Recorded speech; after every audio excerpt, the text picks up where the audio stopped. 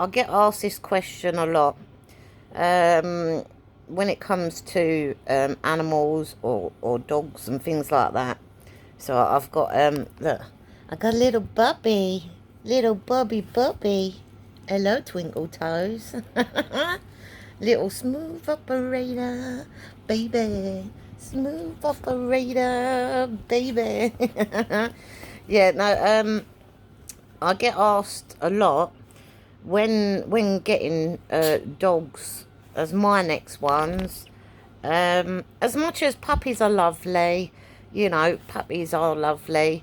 Um, I don't mind older dogs, to be fair, because as much as the first 1 or 2 years, sometimes 3 years, because it all depends on the dog itself, because it's not always has anything to do with breeds, because it really doesn't. It just has something to do with some dogs will be fully grown by the age of 2, and some dogs they won't be fully grown until they're 3 years old.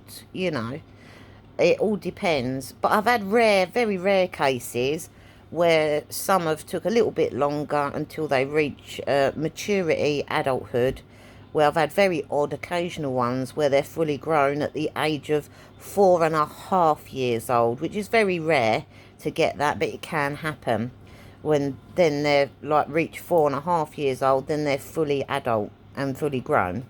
As much as I like puppies, as much as they're adorable and cute and all of that, really, when you have puppies in what I do, you really can't do real training until they're like reach maturity age. Yeah.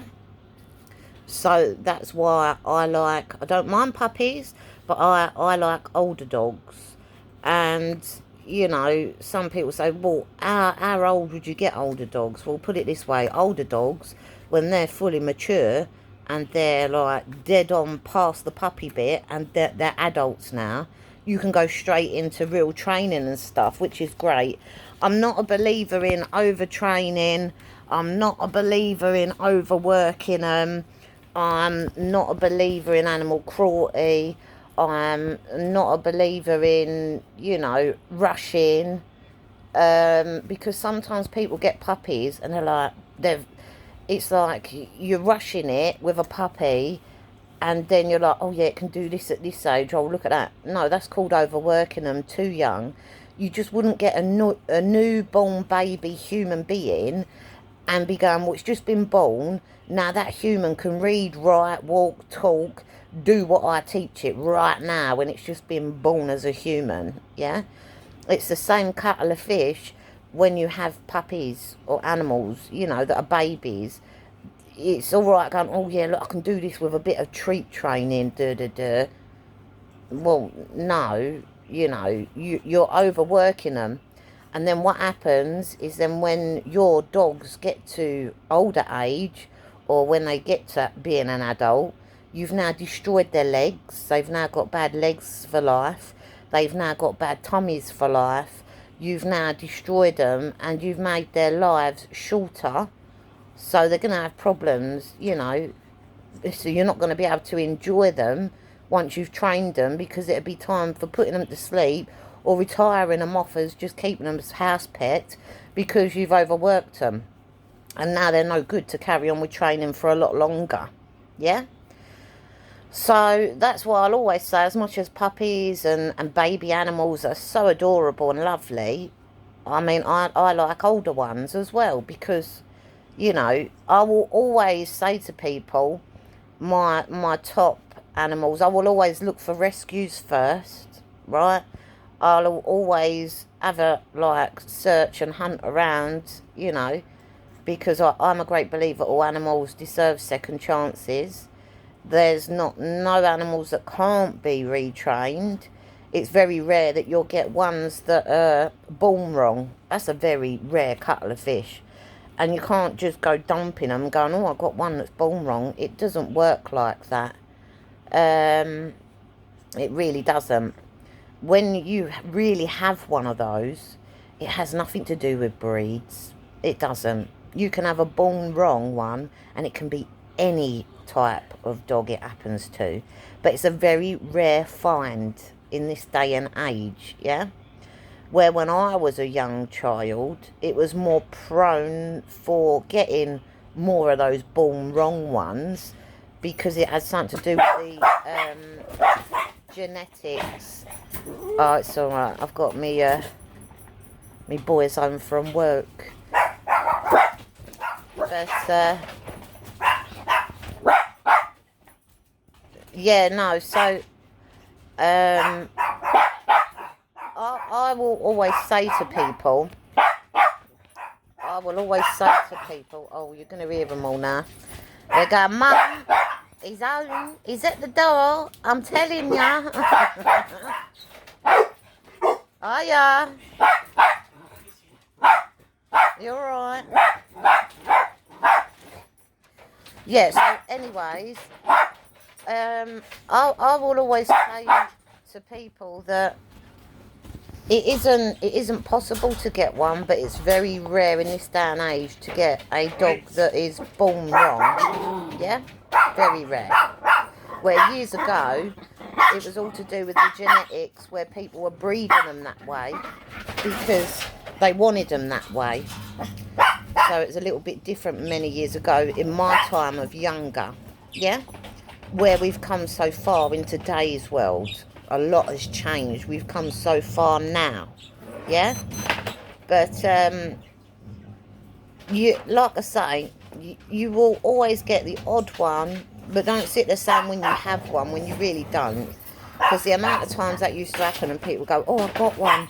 Oh, you must take it. I've got one. To find out, no, you've just trained it to do it, or you've trained it wrong. And that can be retrained out and corrected, where it never does it again. So it was kind of like, really? Stop telling porcupines, okay? There's no harm in putting your hands up and saying, well, I don't know what I did wrong and I don't know what I'm doing, but I've made this dog like it. Just put your hands up. You done wrong. So what? Get over it. There's not one person in their whole entire life that can say, and perfect is not even a word, yeah? Doesn't even exist in my head, in my vocabulary. Perfect, no such word, okay? Just like the word sorry, you can say sorry. I understand if a child is saying sorry, I understand kind of what they're trying to say. But when you're fully grown and you're saying sorry, yet you're still making the same mistakes, you're not sorry, are you? So really, sorry to me isn't a word, yeah? It's like you can't be sorry because you're going to go and do that again. And you're going to go and do that again until you learn not to do it. When you finally learn not to do it, then you wouldn't even have to say sorry for no reason to begin with, yeah? Sorry is not a word, okay? If you go, oh, I apologise, then I will understand that much more better than the word sorry. Because when you say, oh, I apologise, that's like saying, well, put my hands up, I've boo-booed, I apologise, you know, fair enough. I get that. Now move on, and if you do it again, then start learning from your mistakes, yeah?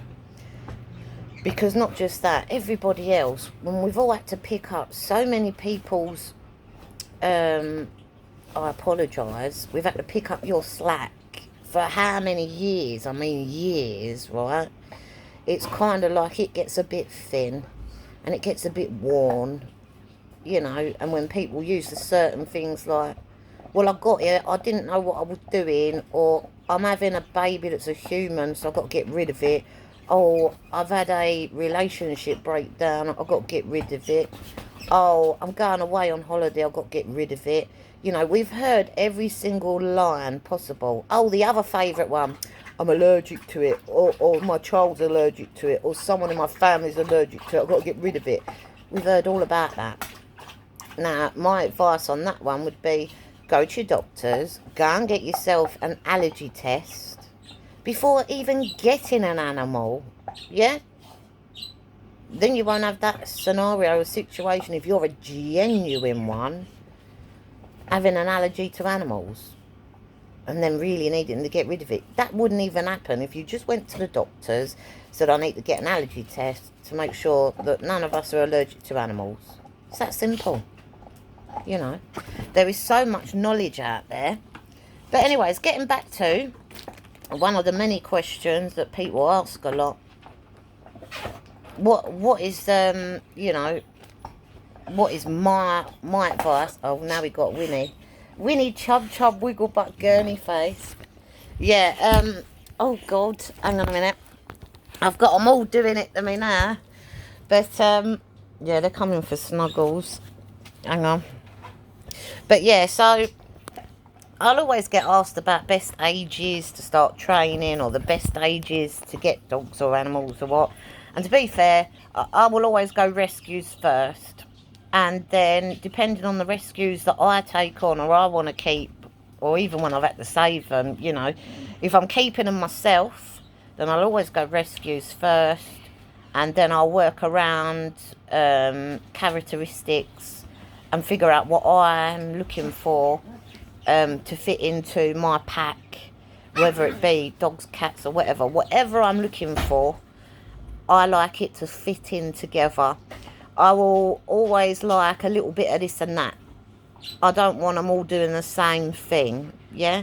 I don't mind if they do some of the same things, but I like them to have a bit of character. I like them to do a little bit of different things as well, you know, because otherwise, like I said many a times before about humans or animals, if we was all the same, it would be so boring. We'd be like computers and robots then, wouldn't we? Doing the same thing over and over again. Copying, doing. Same thing over and over. It'd be boring. It'd be like, what is the point? That's what I like certain animals with, like character. I do. And when I mean character, it's not so much, oh, it's aggressive, it's got character all right. No, I just call them feisty. And that feisty can be changed around into positivity, and it can be changed into something really positive and not aggression, yeah? So it's kind of like you've got to understand as humans, when you get the we don't go, oh, you're all aggressive, rah. You know, we must kill you all. God, bloody hell, that'd be a lot of the human race dead then, wouldn't it? You see where I'm going? But no, you correct yourselves in your learning, or others correct you or help you, or when you put your hands up for the help to be corrected and ask for help, you know. But yeah, I like ones with a bit of character. I really do. Really, I like a lot of the ones most people wouldn't give the time of day to, or a lot of the ones that people don't like, you know, or not sure of, or whatever. It's like, I like the shy ones, you know. I do like the shy ones, because I know shy ones, once they come out of their shell and they've got the right home and owner, they turn out to be some of the best. Even the ones with a bit of, like, character, as I say, a bit of feisty, you know. Once they get the right owners and all of that, they turn out to be some of the best ones, you know. And they're all best, you know. I'm not sitting there bigging up ones and putting others down, but I also like ones that are a challenge. But that's me. But it all depends on who you are as a human being. It all depends on you, yeah? So, like, you might not like a challenge. You might like the easy ones that are already part trained, or already part doing something, you know. That's down to you. I like a challenge, and I'll always be like that. Not just that, it never gets boring. You've always got something to do, and it's more rewarding, you know, when it's a challenge. And it's, yeah, you know, I even like ones that are unpredictable. And most of you be like, oh, unpredictable, don't like that. I like unpredictable, because when you do certain training, being unpredictable is fantastic, because it shocks the shit out of you. Not me, not my animals. Just shocks the shit out of you, because you don't know what's going on. You don't know what's happening. Where I do, with the animals I'm working with, we know what we're doing. We have trust. We know what we're doing together. I like unpredictable. But that's only because I know what they're doing and what they're meaning, you know, and they know what I'm doing and what I'm meaning. And being unpredictable isn't always, oh yeah, it's going to be trained into this bloodthirsty, murdering, killer animal. Are you taking the pee? Right, back off. It's like all animals are the same to a point, but you've got to remember that's how you're perceiving the situation or the animals. You're perceiving it that way. It's like, even if you use humans, and I'll always do it like this to make your brains tick and work. If you have humans, and I say it in a human way that you'll understand, because not all of you understand animals, which they're really quite easy, you know, but no difference to humans. If you keep saying, oh, to a human being, as a small child, or you're bad, you're bad, you're this, you're bad, you're bad. You bring that child up telling it it's bad and it's going to be worthless and worth nothing. You're knocking that child's self-esteem and confidence. You're already setting it up for a fall before your child has even developed and gone and lived its own life. Before it's even started its own life, you've ruined its whole life. Do you see what I'm saying? Where if you've got a child and you're like praising, you know, and you're like, well done, you can achieve it, you can do it, you're going to do great things, you know, look, you're already doing it, well done, pat them on the back, praise. You're going to get better outcomes with praise, yeah? It's like, for instance, you don't have a human child, it's been naughty and it's going, mummy, daddy, oh, I want sweets, and I want sweets, nah. And it's having a paddy, but you're giving the child sweets every time it has a paddy. Wrong thing to be doing, because now what is it doing? Now your child is now having a paddy every time for sweets. Yeah? And this is what I was saying about treat training when you did it wrong, certain ones of you. You do not sit there and use food or treat training like that. It wasn't given to the people or for trainers or new trainers or for the industry. It wasn't given for those reasons to do treat training wrong. Okay? Because you'll just be those ones on the telly or the internet. You'll be those ones and it'll be, oh yeah, you know, blah, blah, blah. It's all over the news and the internet. Hang on a minute. The whole world of human beings, the whole world of animals, of all, was not with you when you did it wrong with you and your animal. Yeah? Do you understand? So it's like, you've just humiliated yourself, your own pet of whatever it is. You've now put yourself all over the internet and the news. How humiliating. How embarrassing for you. And then that poor animal of whatever it is, yeah, for not being so lucky enough to be getting a decent owner, a decent family, or a decent upbringing the right way. So it's kind of like, going back to the human part, you just wouldn't sit there every time your child's naughty and give it food and sweeties, would you? No, you wouldn't. And if you do, then that makes you what kind of parents you are or whatever. Just shows what you're all about. Anyways, getting back to animals. I will always say go for rescues.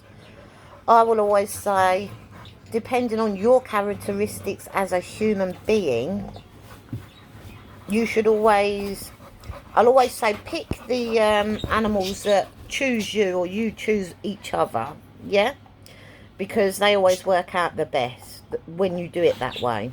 You can't force something, because you can't force something to be something that it ain't, yeah?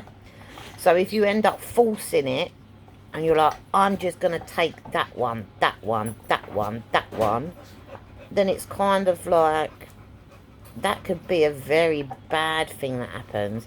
It's like humans, when you become friends or your family or whatever, but when you have friends, you get to choose, yeah? So it's kind of like, not everybody wants to be your friend, so you don't choose them, you don't make them be your friends, do you? No, you don't. Because you'd end up hating each other and want to kill each other and not like each other. And then, instead of being friends because you're friends because you really want to be friends together, really, you're just friends with them, not because you're friends, it's because you can throw them under the bus when you're done. Yeah? And then you don't have no guilt over it because really you hate each other. And that's all because you picked the wrong friends. Yeah? You were never friends to begin with. That's the same with animals, dogs and things. You will have the same thing happen. Yeah? That's why I always say, if the animal chooses you, or you choose each other, that is the best relationship at the beginning. That's the best way to do it. When it's meant to be, when it feels right, yeah? But like I say, yeah, I mean, I will always go rescues. I will always look at older ones as well. I will always think about what I'm putting together as a family unit, as a pack, what I'm putting together. I will always think about what I like, because I like a bit of this and a bit of that. And I know some people will go, oh, I go for because of what it looks like. I go for its colour. Oh, I go for its eyes. I go for this, that and that. And I'm like, no, you're doing it again. You're doing it wrong again. Like, you wouldn't go up to a human being, and I know some people do it, which is really quite sad. You know, it's really quite pathetic, because that's not a real foundation, is it? Not from the start or ever. And it always ends in bye, run for the hills and bye, go away, next, who's next, bye. You know what I mean? So that happens with humans. Bye, go away. I'm emphasising that, bye. Yeah. So it's kind of like, you don't, when people go, oh, I'm going for that person, oh, because of what they their hair looks like, or oh, they've got nice eyes, oh, I'm going for that, or what the hell would you have to talk about? If you've got no common grounds or no common interests or no real connection, or not even naturally anything, then what? That's just another person that you're going to throw under the bus, isn't it? It's like, I hate people that waste my time. I haven't got time for that. I really haven't got time for people wasting my time. That's why I'll say to other parents, I mean, I'm a middle-aged lady, and some of your sons my own ages, I mean, please, you shouldn't have even let them leave home. They wasn't ready, your sons, you know. And some of them that are like my age and that, I'm like, blimey, you're trying to date me and other people, like, what? You're not even ready to date, you know. And then you have that same scenario where you have them relationships. You think, well, you're ready. You think they're ready. And then you find out they've been lying on their part, not on your part. And you're like, oh, no, not another one of them. You see what I'm saying? And it's, bye, go away, bye. Yeah? It's like, when it comes down to getting back with animals and things, it's the same thing. You've always got, it's got to feel right. If it doesn't feel right, and don't go, oh yeah, but I don't have feelings or emotions, oh, I don't feel nothing, la la la. Don't talk like that, because that's a load of lies. You have to think and feel something to talk, yeah, to hold down a conversation or speak words. You have to feel or think something to sing a song. When you sing a song, you have to feel what hobbies or interests or things you're into or like. You have to feel and think about that, don't you? Because if you didn't, then that's like saying, well, you'd never be a footballer, you'd never be a dancer, you'd never hold a job, or you'd never talk to anybody, or you just wouldn't watch TV, or you wouldn't play computer games, or you wouldn't... Do you see what I'm saying? You have to feel and think about what you're into and like, or want to do or don't do, don't you? So it's the same thing. So it's like animals, they don't always speak with words, even though some do talk with words, but it's whether people listen. And that's why I say the best relationships you can have with animals is if you're listening to each other. And that's why I will talk and emphasise so many times about body language, you know. It's kind of like your body language. If you imagine a deaf person, yeah, or you imagine a blind person, what are they going? They're going by feel and touch, or by other things, because, yeah, they're missing out on either words they can't hear, they can't see, yeah? So it's like animals, you're going by feel and touch. And that's why they hype up about people with special needs of some sort. Animals are always more drawn to. And the reason to that is because it's got nothing to do, oh yeah, special needs kids, la la la. No, it's just because when you have certain things going on in your lives, people don't take certain things for granted. Yeah, so they understand things. It isn't just the little things, it isn't just the big things. They understand it on a whole. So animals will be drawn to you, yeah, because they understand, yeah. So it's like a great understanding from the get-go of when you form that natural bond together. You just wouldn't... It's like saying if you went to a shop, and I'm not trying to say animals are items, because they are not. Animals are breathing, thinking, living, yeah? Okay? And all of that. Where if you go into a clothes shop and you've got to buy yourself some clothes, yeah? You're buying items that do not breathe, that do not hear, do not see, or think or anything, yeah? But what I'm saying to you is, that's where, when you go for animals, I will always say, yeah, that look in their eyes, look at each other's eyes, watch body language. Are you feeling it together? Because if you're feeling it together, that's going to be a beautiful friendship. And it's going to be a beautiful thing as a companion for whatever you do together. Then you know that's yours. That's theirs. You're each other's. Do you see? It's all of that. So it's all of that together. It's not, oh, you're mine. Oh, you're mine. Oh.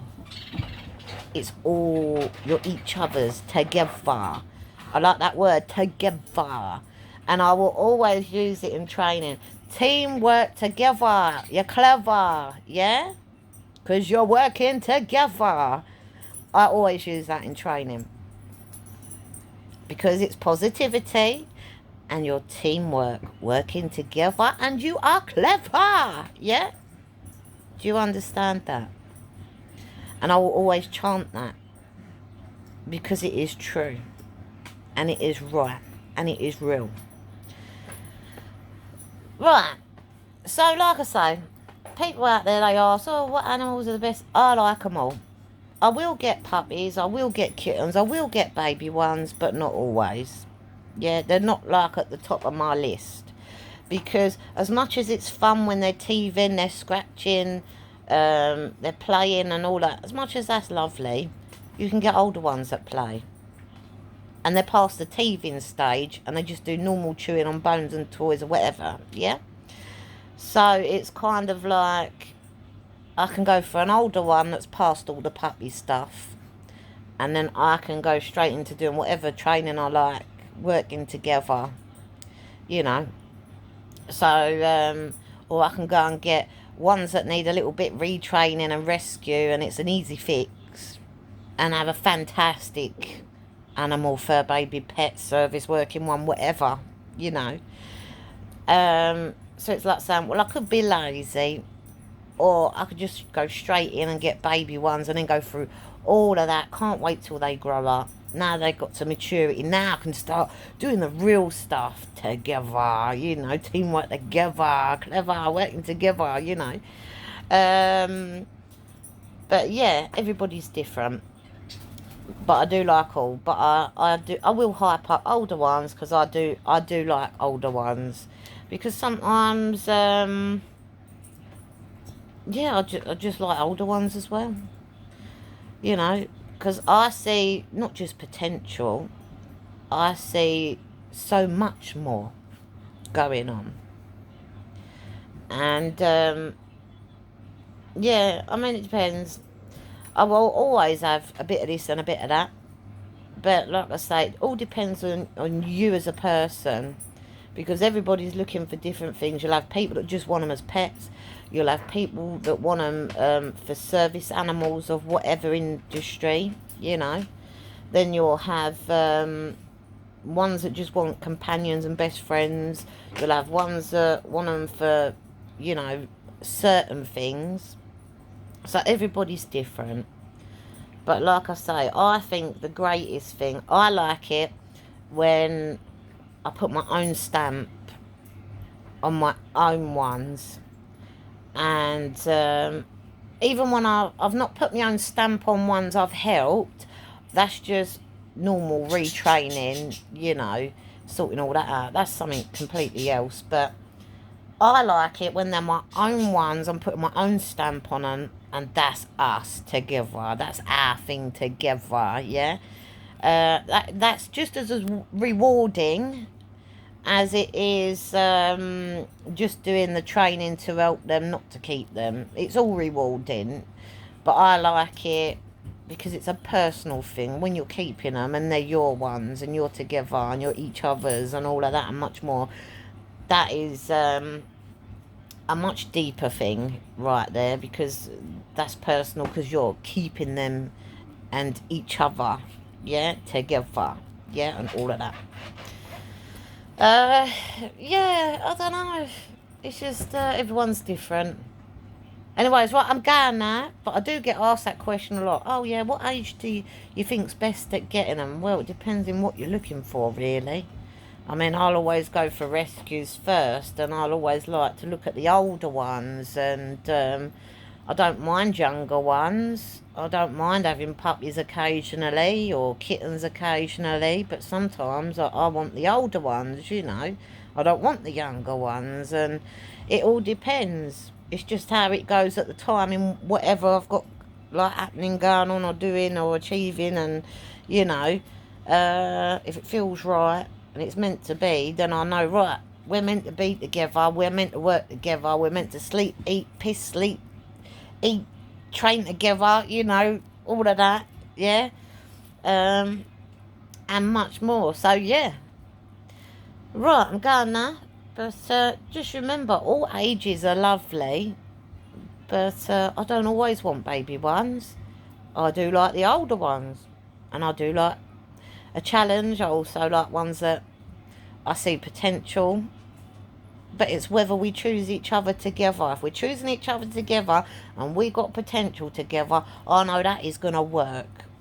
Whether it be shy one, whether it be a feisty one, whether it be one that ain't got no much training at all, whether it's, you know, this, that.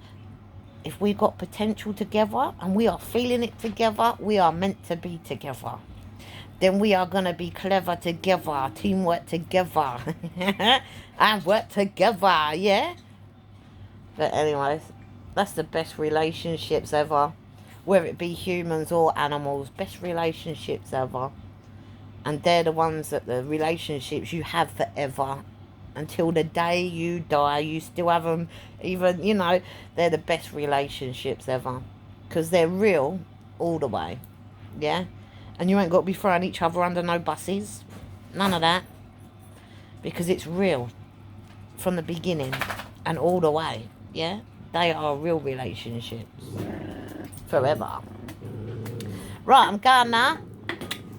Now, it's the afternoon. Have a lovely day out there. It's lovely and hot. Bloody hot. I've got all the fans on go. Yeah, when it's hot days like this. When it's hot days like this. Hang on. Bubby. Yeah, when it's hot days like this, you've got to have all the coolers on, the ice on go, all of that. Because you don't want your fur babies getting too hot. Hello. Hello. Mwah. So I've got the girls here. But yeah, when it's too hot, it's too hot to take them out there. I'll always hang on a minute, what are you doing? You're playing. It's alright, she's playing.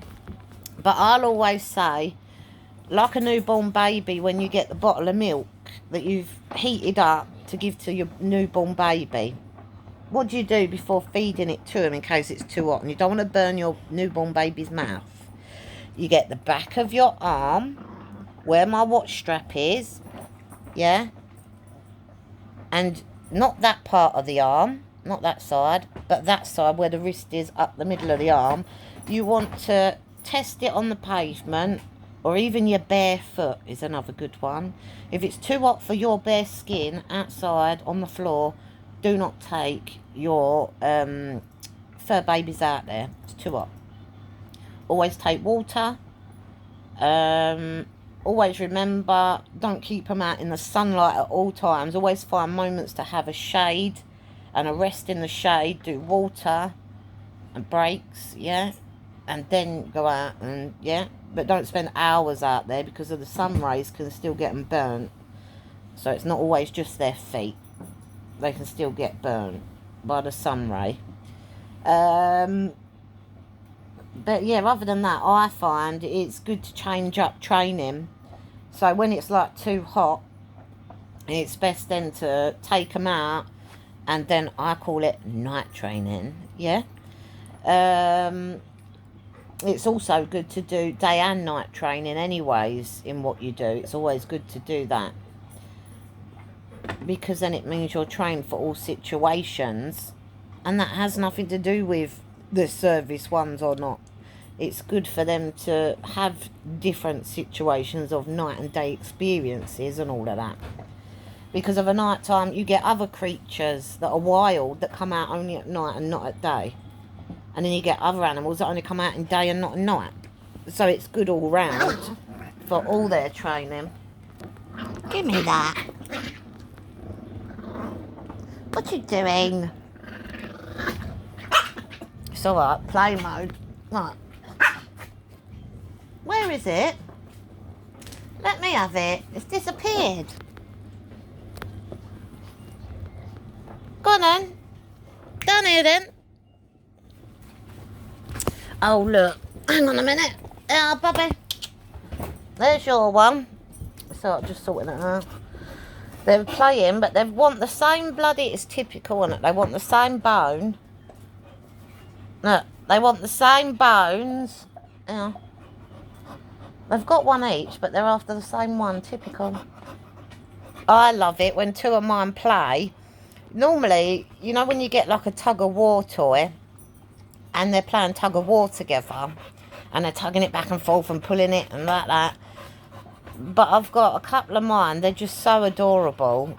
It's like instead of doing the pulley part, they don't do that. They just sit there together holding one end each. And it's like musical statues. You know, where you're dead still. So you've got one holding it, the other one's holding it, and they're dead still, the pair of them like that. And it's like they're waiting for the other one to get bored to let it go. They do it completely strange. They're so adorable when they do it. Because I think you plonkers, normally you're supposed to be wanting to pull that and play with that together, pulling it. Sometimes they do it, but their favourite one is holding it and playing dead still. Who's going to get bored and then let go first. I think it's adorable. But yeah. Right, I'm going now. Mwah. Have a good day.